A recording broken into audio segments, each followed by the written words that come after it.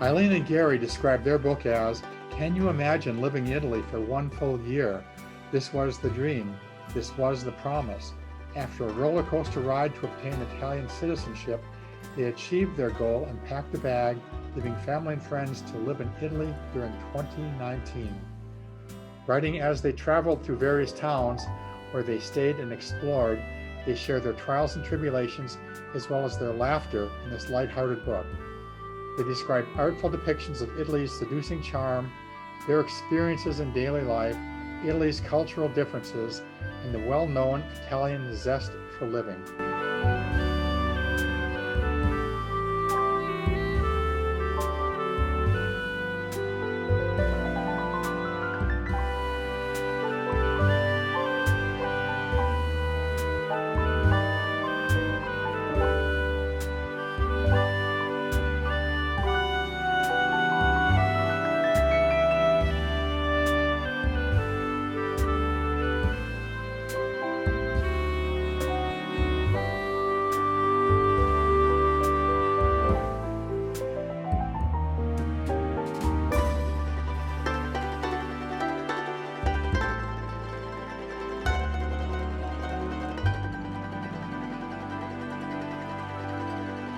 Hi, I'm Paul from Trending Who, What, Where, and When.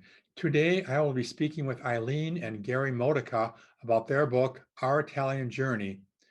Ilene and Gary will be joining us from Lucca in central Italy. Ciao. Ciao, we're Gary and Ilene Modica, and we're standing here in the amphitheater, which was a Roman amphitheater. Used to be seating for 10,000 people. Now it's houses and wonderful restaurants and all sorts of shops. Well, we'd like to introduce you to our book, Our Italian Journey, that we wrote after getting dual citizenship in 2019. So we hope you enjoy the book. I hope you subscribe to the blog, ouritalianjourney.com. We look forward to you visiting with us. We'd love to have you along for the ride. I'll start off by asking you where you would take company or friends when they come to visit you in Lucca. Piazza dell'Anfiteatro, the amphitheater in town, is probably the most historic place next to the wall. The wall is the most historic place. Okay. Wow. So Piazza dell'Anfiteatro is an old amphitheater that was built to be similar to the Colosseum in Rome for the people in Lucca. And it is quite charming. It's just an enjoyable place to have dinner or aperitif, something. Just to go people watch. Yeah, people watch. Okay. Another place, like Gary mentioned, is the wall, and Lucca has a medieval wall that is how long? It's about 2.9 miles around. And it has little markers in the passageway, In the pavement. roadway, that indicates how far you are, and people bicycle, walk. They do yoga up there. yoga They on the do wall. book trading Yeah, fairs up there. Everything. have lunch, and it's just amazing. Get up on the wall and then go down through a passageway to get out to the outer Outside part of the here. city. Yeah. It's really lovely. So we now take our bicycles up there and ride around the wall. Another place is the Guinigi Tower, which is the famous tower with the trees on the top. And it's from the Guinigi family who put the trees there, actually. Well, they actually built the tower, and Yes. Lucca, surprisingly, and I didn't know this, had almost as many towers as San Gimignano. San Gimignano, because towers were a status symbol and towers were a way to defend yourself. So there were quite a few of them in Lucca. Of course, there's only Is it a handful left, but yeah. There's only a few, but the tower is quite iconic for Lucca. So, and I think one of the other great places is the Cathedral. It's San Martino is the cathedral Yes. here. And it's obviously has history, but it is quite beautiful inside. And we've seen many cathedrals. Still one of our favorite things to do when we visit a new town is walk through and see the churches and or cathedrals and just Yep. look and gaze at them. Well, that's where the art is. And I found that out the hard way. Piazza Napoleone. It's quite large. It has a merry-go-round or carousel inside, and just amazing. So when you said you found out the hard way about the art, should I ask what the hard way was? What happened originally when we were first planning to come to Italy, Gary says he wants to go in all the churches, and I said in a nicer way than I'm going to say it, I'm not going into every church. And then No, it was not such a nice way. Okay. I was going to say, don't you say that. Hey, no. And what did I find out? I found out that the art is in the churches, and it is most definitely the place to go to see art, other than like the Uffizi Gallery or something like that. The art is amazing in almost every church that we've ever been in Italy. It's a must. If you come to Italy, you've got to visit the churches. There's no two ways about it. I don't care what religion you are or what your beliefs are. If you want to see Italy, that's where it is. Yeah. Okay, well, please tell us about your book, Our Italian Journey. Well, it is actually a travel adventure memoir that, and it's so funny. Neither one of us are writers. I never expected in my life to be called an author. I never wanted to read books. So, Coke Notes got me through school. But we have such a great following on the blog about our Italian journey and how it started with getting dual citizenship and the pain and suffering and roller coaster ride. The process. Known as the Italian government. And so, so here we were, we promised each other a year in Italy to leave family and friends behind if we ever did get our citizenship. And when we did, we made that come true in 2019. And we just happened to, the first couple of months, say, you know what? We're spending a year in Italy. We sold it all. We sold the house, the cars, the furniture, and threw fate to the wind to this process of dual citizenship. And so we wanted to share it with our blog subscribers, and now we have a whole different set of subscribers for the book itself. It's just so heartwarming. Actually, we really can't take 100% credit for coming up with the idea. This is true. A lot of the people, our blog followers, said, you guys should write a book while you're there. And it just made sense. As much as I hate doing it, it made sense. Especially for as much as you traveled and as long as you were there. Yeah. And I wanted to write it in the present tense, which is very difficult to write because you have a tendency to, when you're writing about that day or yesterday, you put it in the wrong tense. So it was difficult to do it that way, but we wanted someone to read the book and experience what we were experiencing firsthand. And I tell you, it was the words flowed easier than I thought they would when we sat down and we alternated chapter writings, which we actually borrowed from friends of ours, Nancy and John Petralia, who wrote a book that we're very fond of, Not in a Tuscan Villa. We borrowed that concept from them and still friends with them today. And it's been a wild ride. We haven't met them yet, mind you. Yeah, Nancy Really? and John. We no. have yet to meet them personally, but we Zoom with them and talk to them, and they're just friends. I mean, it's just, And then what I love also too is when we get, like right now, there's a couple of friends or subscribers in the US that are actually planning their trip to Italy the end of this year and next year. And they said they have little Post-it notes all in the book of the questions to ask us, places that they want to see because of the book. So they called it inspiring, and we love that. We truly love that. I think it's inspiring and it's so informative. A lot of books are inspiring, but they don't give you the information necessary to go forward, which your book does. Yeah, thank you.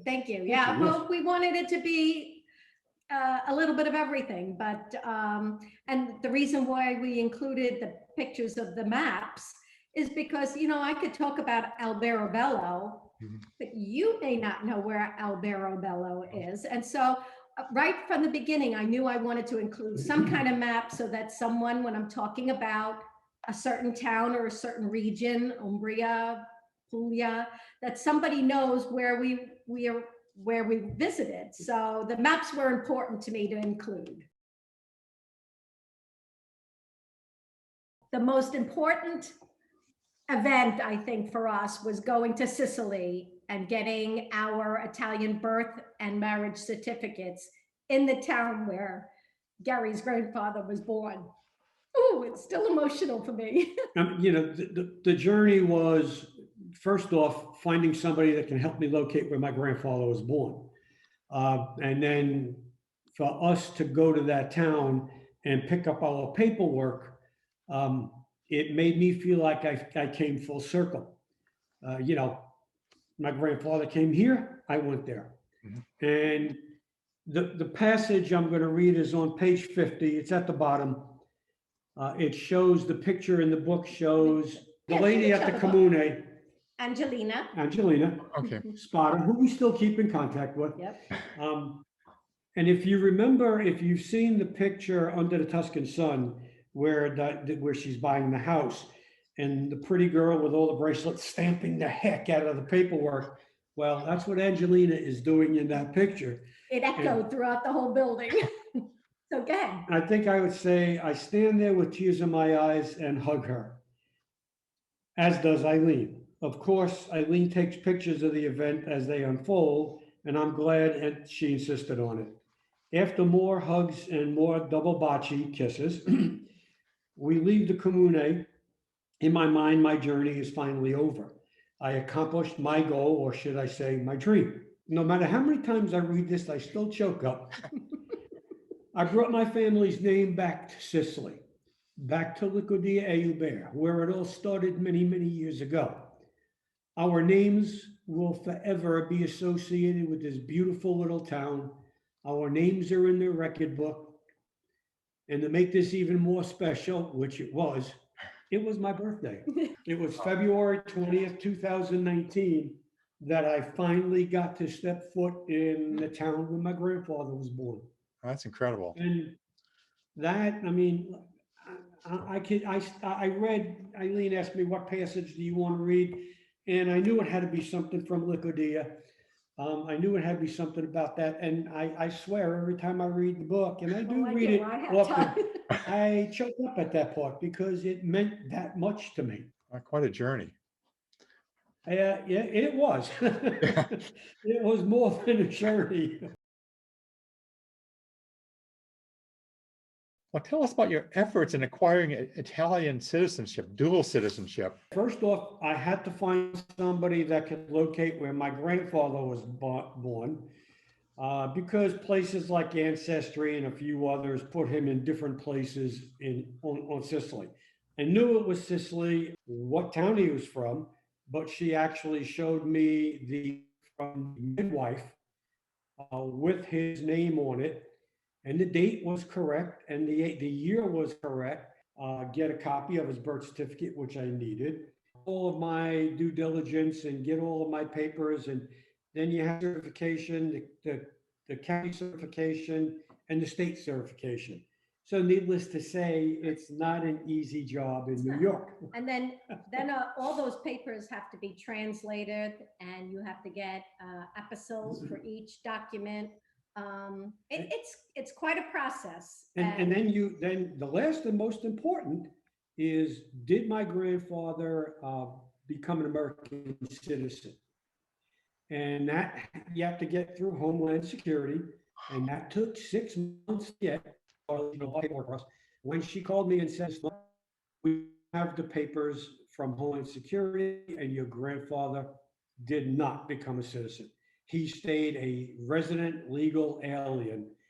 And she just said, "You can start to smile now, because there's no reason they can't give you citizenship."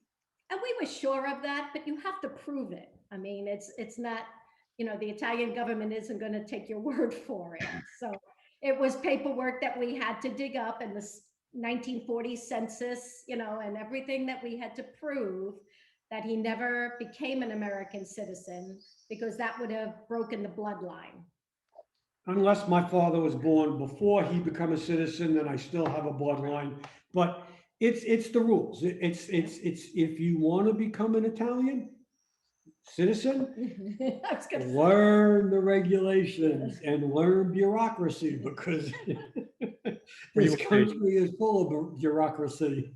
And then for me, it was easier, because once Gary was approved, I automatically could get it. Because we were married before 1983, Ilene, after 1983, should have had to wait at least a year to ask for permission to become a citizen. But since we were married before 1983, she automatically qualified. And then she got the double dip. She also qualified in the language requirement, because they didn't change that till 2019. 2 months after we become citizens. My citizenship, they changed the requirement that any spouse of a new citizen has to pass a B1 level requirement within a certain amount of time. Ooh. Well, because I got my citizenship 2 months before that requirement. Wow. I mean, we're both learning Italian, Yeah. but I don't have to test out for it. And, as Ilene said, we're both learning Italian. Believe it or not, being raised in an Italian family, Italian's tough for me to learn, because I learned Sicilian. I did not learn Italian. And there's a definite difference between the Sicilian language and the Italian language. When we go to Sicily and I talk to people, or I listen to them speak, I identify with what they're saying a lot easier than here in Italy. It's a different dialect. And it's not a dialect, it's a language. Oh, okay, excuse me. One of the things I couldn't understand is the amount of pre-planning you would have had to do to prepare for 1 year in Italy. Well, okay, pre-planning we did for our first 5 months. After our 5th month, we really had no idea where we wanted to go. Okay. We just, pretty much said, "Hey, let's go here." And then I would find a place to stay. We would figure out, what we wanted to do when we went. And, but planning is, more so than the planning, the clothes you have to bring, because we're going to be living 4 seasons. So we, other than, getting a year's worth of our prescriptions, and again, we wanted to be able to spend a little bit amount of time right off the bat. So because it was around Christmas, we wanted to be in Rome. We thought Rome was going to be the place for Christmas.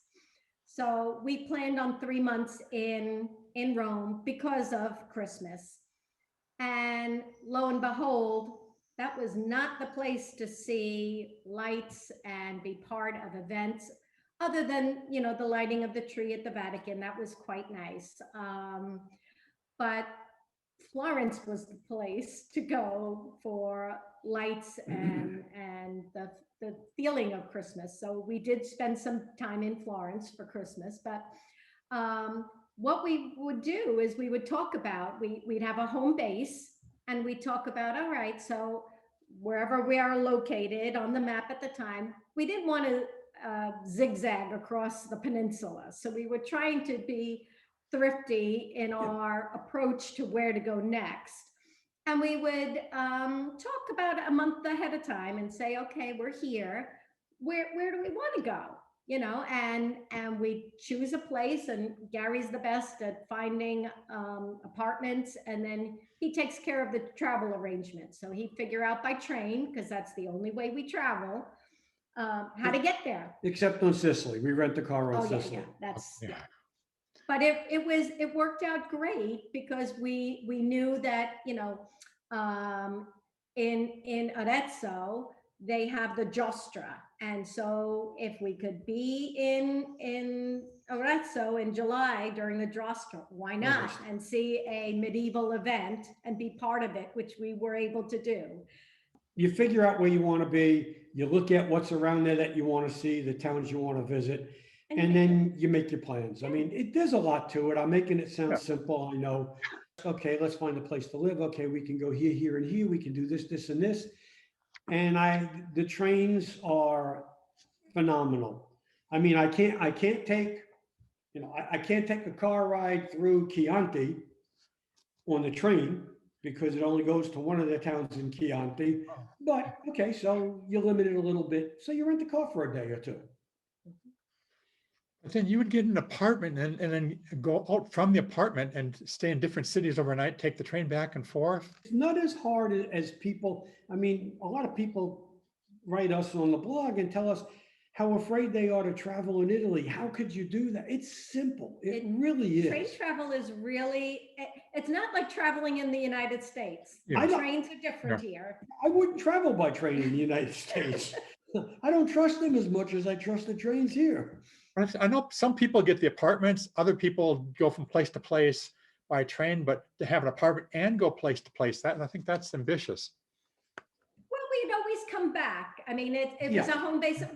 You know, when we visited, we weren't staying in, perfect example, we were in Puglia in Conversano, and we wanted to go to Matera, a very historic city with a lot of history and very old city. Very old. And so we knew we wanted to get there. And of course, the train doesn't go there. So we figured out, how do we get there? So we take the train from Conversano up to Bari. We rented a car in Bari and drove to Matera, which was very easy. And then stayed there for a couple of nights, drove the car back to Bari, got back on the train, back to Conversano. So it just takes some internet. You got to see a lot by doing things that way, a lot that you wouldn't see on a short trip or a 1 week trip or any of these other ideas. Correct. Well, you know, you really don't do any justice, unfortunately. And I know some people just have their 10 days or 2 week vacations or whatever. And you make the best. You really need to be someplace and make a home base and then stretch out from there. It just makes things so much easier. Okay, so I'll start by asking you, so when you began in Rome and then spent, you said you were there 90 days, then you went to Sicily first. That was your first spot that you got a place to stay in and went up from your apartment. Not quite. So we didn't have a home base in Sicily. We wanted to visit several towns. So we did Airbnbs. So arriving in Palermo, picked up the car, and then we went to Marsala for a couple of days, and then Shaka, because we wanted to check out Shaka. Yeah, that was just one town. The next town was Shaka was because of those €1 homes that we heard about. And so from Shaka, we'd stay overnight, but we went up to Sambuca because that's where those €1 towns were. So we had to check them out. In fact, Lorraine Bracco. Bracco, yeah. Bracco bought a €1 home in Sambuca. Sambuca, which wound up costing her $140,000. That's a whole episode you can watch That's another book. on the channel. But then we went down to, Gary wanted to see Coleon, so we, used a base for that. As we were working our way around to Licodia and Hubert. So Sicily was the only place we didn't have a permanent base. And then from there, then you moved to Puglia. Straight across the boot to the other side, to the Adriatic Sea, and spent 2 months in Conversano, which again was a recommendation by that couple, Nancy and John Petrolia. They stayed in Conversano, and we knew we loved everywhere they've been, so we spent 2 months there and used Conversano as a base to explore Puglia, because we had never been to Puglia before, and it is quite enchanting. Well, we were in Puglia once for one day, and then that was it. But okay, and that's a story in itself. But yeah, that was 2 months, and Conversano was such a beautiful little town, and the people are so friendly. It felt very comfortable. As a matter of fact, it was on our list of places to stay, to live. Then from there, you went to Florence in the surrounding areas. I will always go back to Florence. I mean, the one reason we wanted to go to Florence was because our youngest daughter together, Allie, and her boyfriend, Brett, were coming to visit us in May.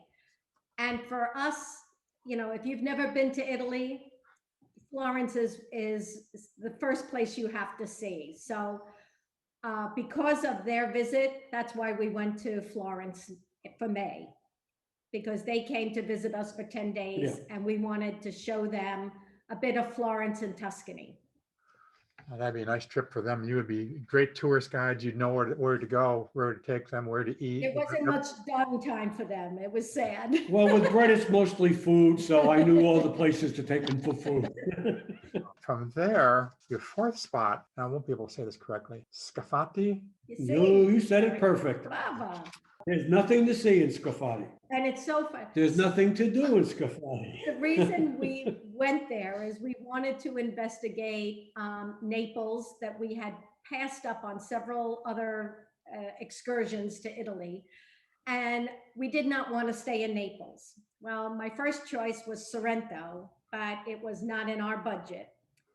Sorrento is lovely, but we just couldn't swing it. So we looked just south of Sorrento and found a town called Scafati. And again, I didn't choose it for the town, but the woman's Airbnb looked perfect. And it turned out that we turned out to be wonderful friends with this family, and it's still in contact today.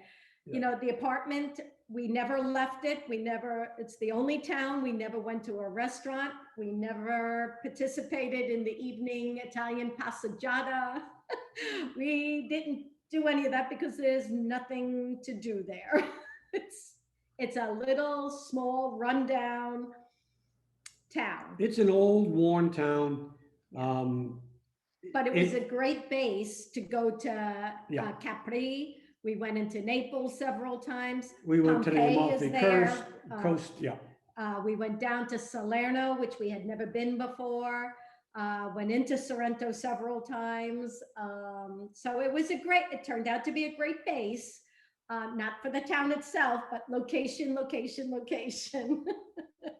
Did Naples grow on you? Did you end up liking it after being there a few days? And we had heard such negative things about being pickpocketed and the crime and the danger, and we found none of that. We absolutely fell in love with Naples. We got to eat at both pizzerias that are famous, and had 2 different types of pizza. and I can tell why they're famous. Yes.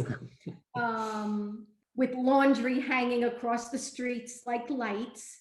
But and busy and noisy, but still it has Honestly, charm. honestly, if you asked me, did I ever feel did I ever feel in danger in Naples or unsafe? I mean, you keep your wits about you. Yeah. You look at what's going on, but it's a beautiful old Yeah. city. It really is. There's so much to do there. There's so We much have so life much to in go back Naples. to. I can't wait to get back there again and spend some time again. I don't know if it'll be Scafati again, but although I would like to see Maria again and let her know we're okay.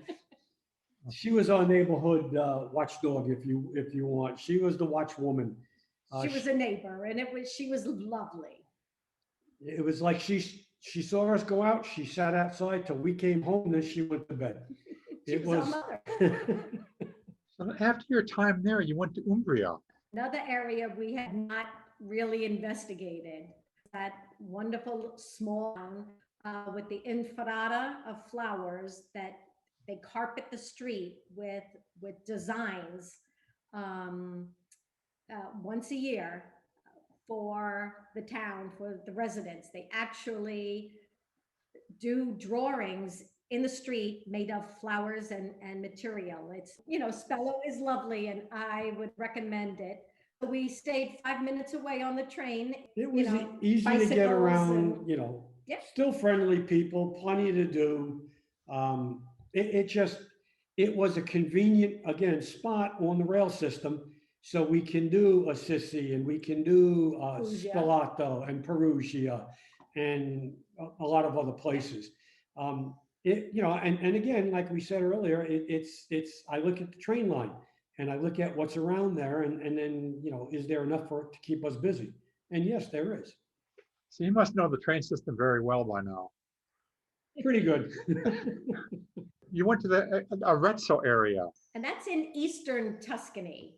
That's on the Umbrian border. Yeah, right on the border. And again, we knew that it's the just of the sacristan. Sacristan, yeah. Sacristan. And so again, in 1 month's time, we made such amazing friends that we still are in contact with. And I'll be honest with you, if it wasn't for Lucca, Arezzo would have been my choice for the town to live in, even though it is also a hill town.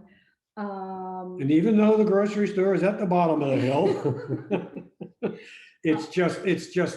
I love Arezzo. I love it. It's the people, the food, the atmosphere. Was there enough to do in the town to keep you busy for life? Probably not, but I don't intend on traveling all my life. Sooner or later you settle down somewhere. And Arezzo is one of those towns where I could have easily stayed there. It's on your one of the top ones on your list, one of the top 5. It was number 2 on the list, believe it or not. Yeah. From there, you went to Verona. And we decided to stay 2 months in Verona, mainly because we were getting tired of packing up our bags after 30 days and going somewhere else. But, we said, let's stay 60 days in Verona. And that's what we did. And Verona also was on the list. It's an easy town to get around. It's also flat. Mainly relatively. flat, yeah. Right. The train system there is phenomenal. You can go north, south, east, and west. Just by chance, one day we were traveling, and I think we were coming back from Milan, and noticed an advertisement, a poster about Innsbruck being only. It was 29 euro. 29 euro. Let's look into this. So Gary, considering it's normally 79, yeah. So Gary, we got back to the apartment. Gary started looking, and he couldn't book the tickets. And there was a glitch, and so I said, let's take the bicycles, go to the train station tomorrow, and find out if we can get tickets. Well, it had been a sale, a special price, and the sale had ended the day before. Wow. But Gary went into the train station and talked to the ticket guy, and he came out with 2 tickets, and he told the guy that he tried to book it, and the guy says, I'll give you the price. So I made him a deal he couldn't refuse. so then we decided, okay, we're going to Innsbruck. What are we going to do? and we decided to go to Bolzano and Trento, which we had never been, again, up north where we had never explored before. And Verona made it a great home base for that. And then we also were lucky that my best friend from New York was coming to Lake Como, and they were staying a couple of days. And again, that was another reason we chose Verona. It was a easy location to get to Lake Como from there. And then finally, it looks like the final spot for 2019 was Lucca. And here we are still. Yeah, it was a rainy month. It probably rained at least 2/3 of the time we were here, but Lucca just had a charm about it. Actually, I could have told her that in 2017, but she still had to go investigate. Well, again, 2019 was all about, can we find our perfect town? And we had visited Lucca before several times for a few days, and there was always something pulling us back here. So that's why we wanted to end 2019 in Lucca. And here we are, 2021, and Lucca is now our home. How long will you be for? How long will you be in Lucca this time? We just signed a 5-year lease on an apartment. Oh, okay. Actually, we signed it what they call a 3+2. We're guaranteeing 3 years. He can't raise the rent, and if we option for the other 2, he still can't raise the rent. Right. So we just signed, and we actually got the keys Yesterday. Yep, Not yesterday. day before yesterday, yeah. To our new home. So now when we travel back to America, we don't have to lug everything we own back. We can, go with little Light travel carry-on bags. bags. And then when we come back to Italy, then we have all our stuff here. We don't have to drag it back and forth any longer. Okay, so I did see that it said sometimes in November, December, you tend to come back to the United States, come back to the This Phoenix just area. happened this past month while we were here, when we declared Lucca, we're no longer looking for our home. Lucca is it. So we will be here. We move into our new apartment July 1st. We will be here probably till December, and we'll go back to Arizona December, January, February, and then come back to Lucca. Okay. So Wow. we're truly now Italian snowbirds. We have 9 grandchildren we have to see. Sure. This is, but it's nice to know I don't have to get on the internet and find an Airbnb or an apartment in some town. We're here. Yeah. Our stuff, our belongings are going to be here. Our home is going to be here, and that's it. I mean, we're still going to travel. Yeah. Oh yeah. Well, in fact, yesterday I went to IKEA. Also, IKEA is also known as IKEA In the States. And they love us okay. because we just bought a bunch of stuff for the new apartment. I kept thinking, where is that city? Okay. No, it's a store. It's the blue and yellow sign all over the world. Okay, so now I'll ask you about some of your favorite things in Italy. Maybe start with gelato. It's a staple of life. It's even got a line in my budget book. Yeah. Every town has their special place, and everybody in town has their special place. We just found a really amazing place in Lucca that's now our favorite. But I think, generally speaking, in Italy, our favorite is in Florence, and it's across the Arno River, and it's La Carrara. And they have not only the best tasting, but the best prices in town. I bet they would. In your book, it sounded like the prices would vary depending upon where you went in Florence. And they do. Pretty much, yeah. Even in the same town. I mean, like, you can go down via Fillungo here in Lucca, which is the main street. And you'll run across 5 or 6 gelaterias, and each of them is going to have a different price for the same thing. And they all usually have about the same flavors. Some have have different ones, of course, but they're not, they don't all taste the same. You had a long list of Italian restaurants that you liked. We like food, it's sad. Why not? Now, while you're reading the list, understand, I do cook. Yeah. And I cook a lot. I wouldn't have thought that. Okay. And she's busy on the blog or whatever, on the computer. And I'm in the kitchen and cooking, and that's fine. But yes, we do go out. We do go to a lot of restaurants. You know what we enjoy, Paul, is we enjoy what's called an aperitif here.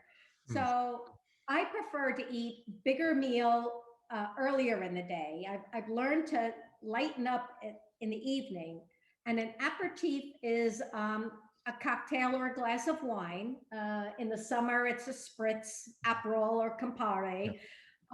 But your aperitif could be bruschetta, could be some little focaccia pieces. They give you sometimes little pizzas, olives, salami, prosciutto. If you go to a really nice place, a prosciutto. So that's, and of course, formaggio. You always have your regional cheeses, yes. And that's what we like to have for dinner. That's one of our favorite things to do for dinner. That's my favorite thing to cook. Yeah. Okay. Have the spritzer with the appetizers that go with it, and you're set. Oh yeah, you really, if you have a big lunch, you don't need more than that. Sit in the piazza. It's a piazza. It's looking around at the people. Now we're allowed to go inside. Italy has allowed for limited seating inside. But we still enjoy sitting outside in the piazza and watching the world go by. I like to pick out the tourists. Is that hard? No, not really. So your favorite Italian city? Of course, I'm going to have to say Lucca. Okay. But in my heart, it's Florence. It's Florence. And I'll tell you, if Florence wasn't so big and busy and crowded, especially when tourists come, I love it. But you know what? Lucca is been referred to by many people a small Florence, and that's what Lucca is to me, a small Florence. But Florence is an hour away on the train line here from Lucca. We just went a couple of weeks ago. Okay. So I think in Lucca, we have the best of both worlds. In my heart, my favorite city is Licodia e Uber, but that's for selfish reasons. At this point, I couldn't live in Sicily in this point in my life. And I agree. It's very rustic, it's very rural. Too rustic, and there's no train, and you're just out there. It's limiting. But if you choose to go back, it's easy to take the train there and go there for a few days and come back. Yeah, or actually, it's easier to go to the airport, for an hour and 10-minute flight to land in Palermo or land in Catania and pick up a car and car rental in Sicily is cheaper than on the mainland. It's easy to get to whenever you want to get there. Yeah. So then I'll ask you what your favorite Italian movie. Well, I think we're going to be unanimous in this one for Under the Tuscan Sun. I was going to say The Godfather. No, Under the Tuscan Sun. And we refer to it so often in the book because it is our favorite movie. And so many things have played out in our time here in Italy, similar to things in the book. Like, for instance, we were on a road going to Corleone, I believe, or maybe it was Licodia, and sheep. All of a sudden, Gary had to stop, and the sheep are all over the road, and we couldn't pass. And we put down the windows, and the symphony of bells just permeated the car from all the sheep just in the road, with the sheep herder who did not turn around and acknowledge us.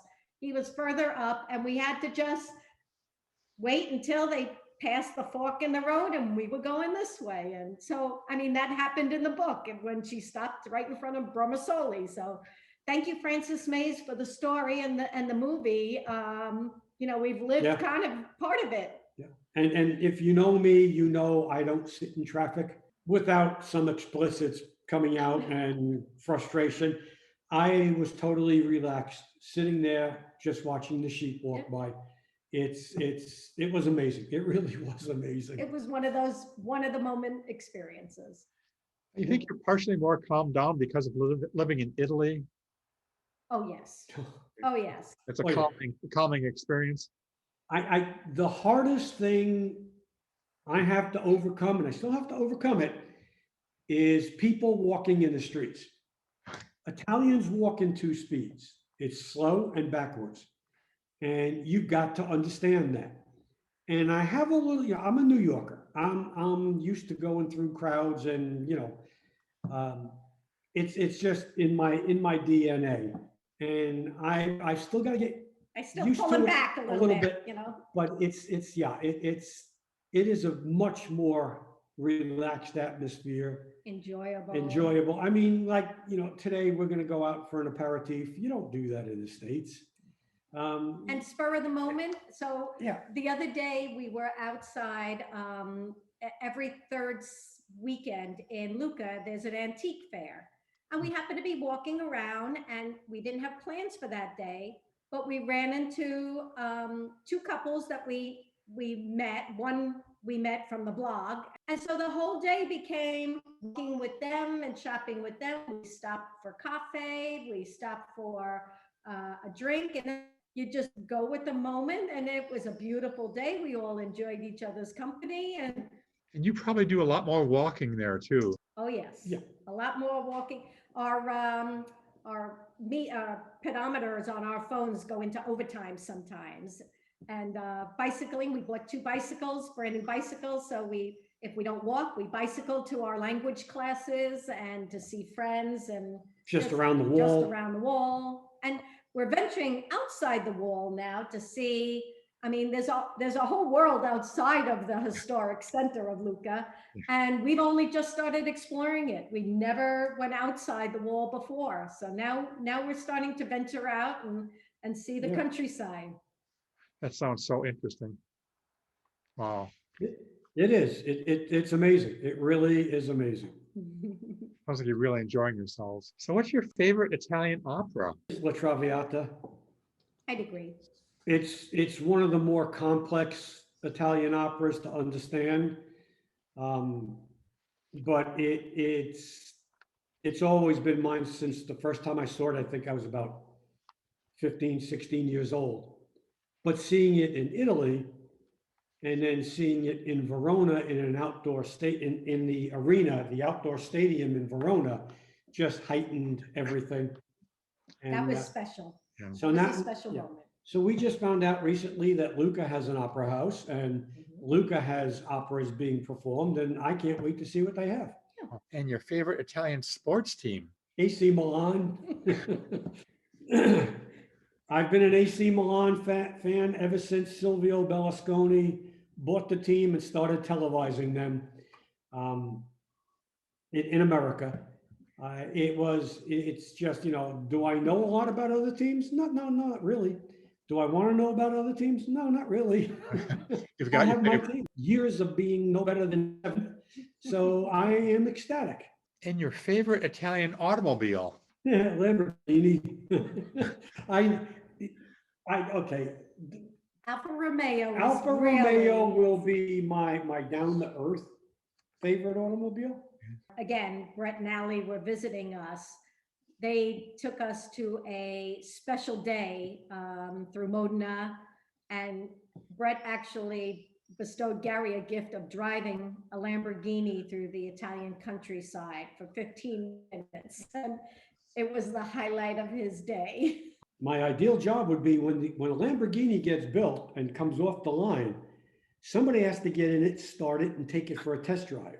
Wow. I would gladly volunteer for that. They wouldn't have to pay me.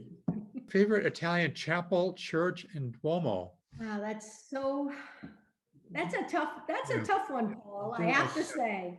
I mean, Siena, the cathedral there is just over the top, but so is Florence, so is Milan. And Milan, gosh, it was so long ago. We have to go again, but what's so special about Milan's cathedral is you can actually walk up on the roof or the ceiling roof. It would be better, not ceiling.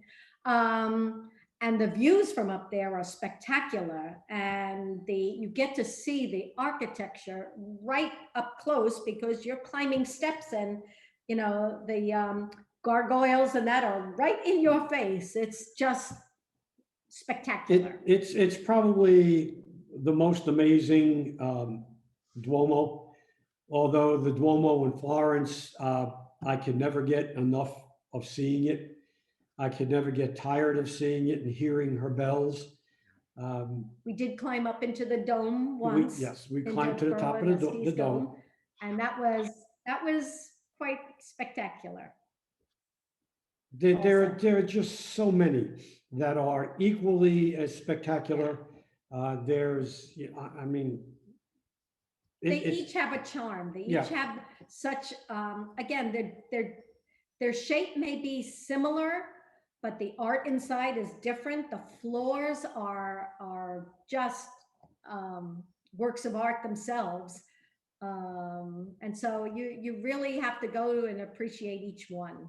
Your favorite Italian beach? Wow, you know, it's sad, and all the times we've been here and as much time as we spent, we're not really beach people. We've only gone to the beach on the Cinque Terre, Via Reggio here in Tuscany. And Capri. In Capri, okay. We did go to, well, Polignano is on a cliff, so we never really went down into the beach, but some of the best beaches in Italy are down in Calabria. Yeah, which we intend to look at. Which we have not gone yet, but yeah. Well, actually, Modica in Sicily has a nice little beach too. We did see that one, yes. Your favorite Italian word? Allora. You hear it on the street. It's got like 37 meanings.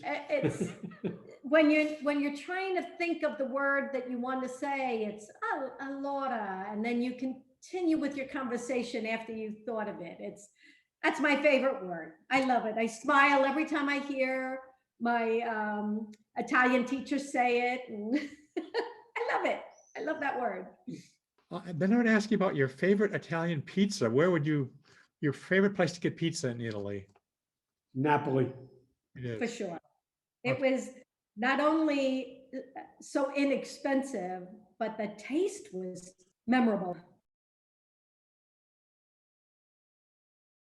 So then you mentioned in our notes about your meeting blog subscribers and book readers. That's one of our favorite things to do is when somebody comes to, is planning a trip to Italy, we love to help them with ideas or suggestions. If they're coming and they're anywhere that we can meet them, we don't mind getting on the train and coming to meet them.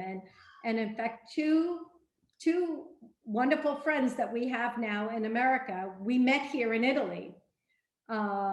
So they were on vacation. They were on vacation here and wanted to meet us. And so the first couple, Barb and Tom, were in Venice when we were in Verona. And they wanted to see Verona, so they took the train and came, spent the day with us. And now we're good friends. We've vacationed with them in the States when we were there.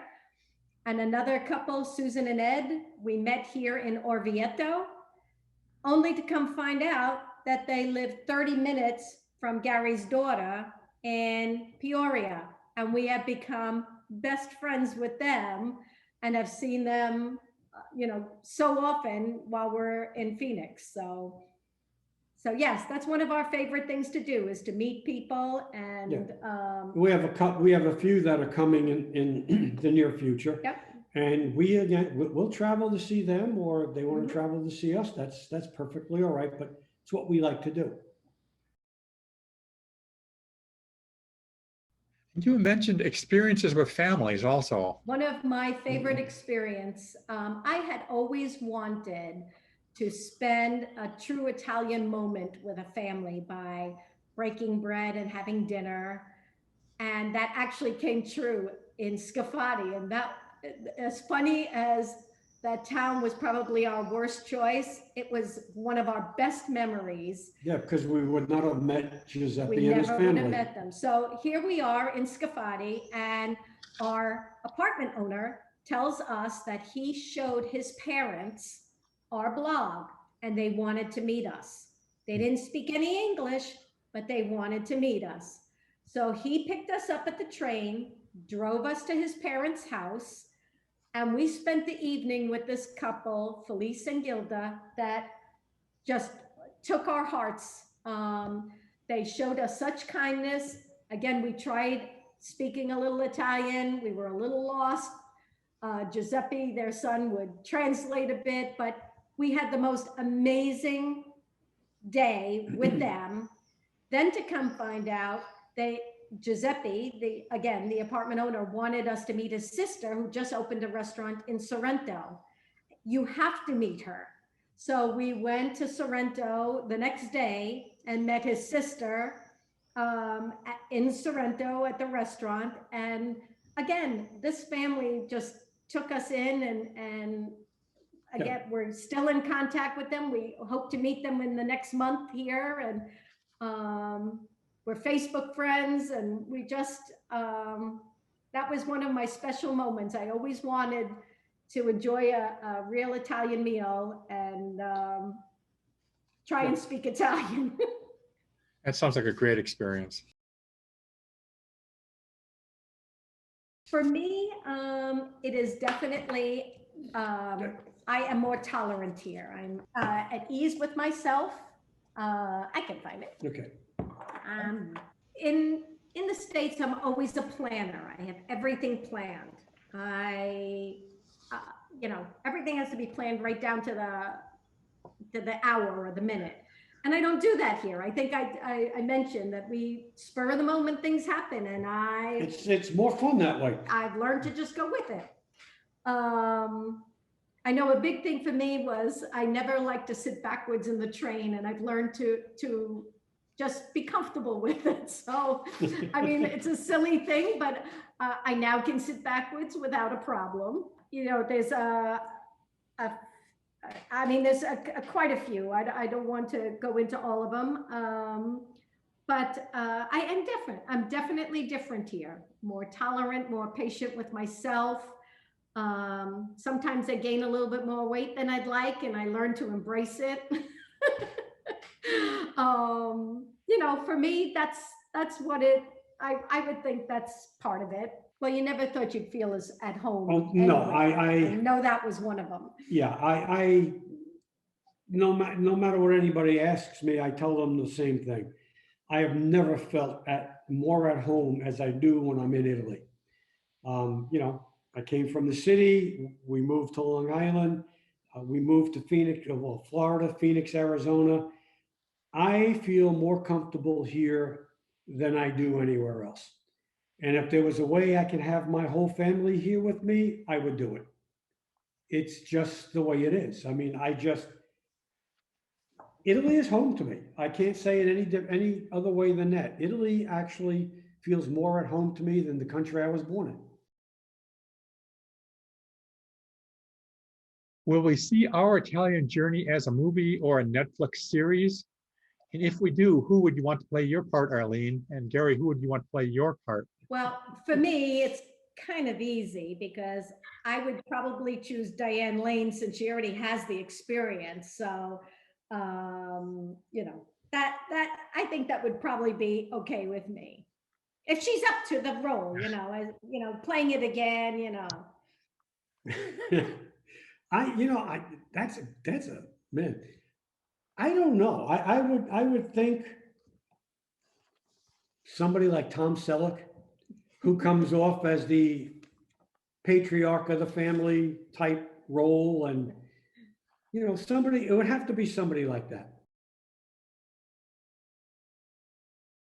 Are you working on any upcoming books?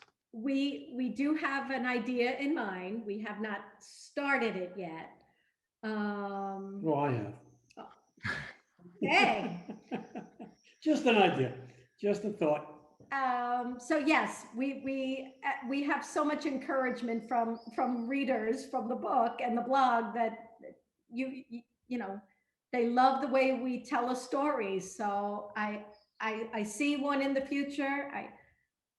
I don't know when in the future. But or, we'll start working on it. or what it'll be about, but yeah, okay. I mean, we've done some ebooks.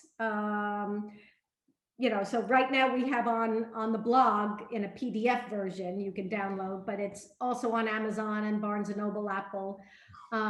Everybody had asked us about getting here, how we got here, what was the story on how we got here.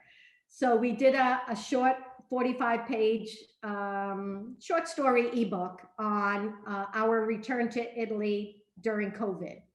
And so that's available now out in stores and on the blog, like I said, just in PDF version on the blog, you know, about how we got here and what we had to go through once we got here. And so that was something that we felt we needed to do for the readers. Yeah, the Italian rules were changing daily. It was, you know, one day you had a quarantine for 2 weeks, the next day, oh, it's only 5 days. You know, I mean, things were just changing faster than we could write the book. And it didn't make sense to write anything more than what we did because it was just changing that quickly. It's tough. It was hard, but yeah, we'll. Yep. I don't know what we're going to write about though. You? I do. Okay. You already said you were thinking about it. I was thinking about it. Thinking All right. and doing are two different things. Okay. Thinking is the first step. Well, I'm pretty sure I know what I'd like to write about next. Now it's convincing him. Well, I think I just admitted you don't have to convince me. Oh, okay. So you have Best Couples Travel Blog 2020 and also now in 2021. Could you tell us about that? I'm not quite sure. I don't think I ever found out who nominated us. It's by Acquisition International, and it's a Business Excellence Award.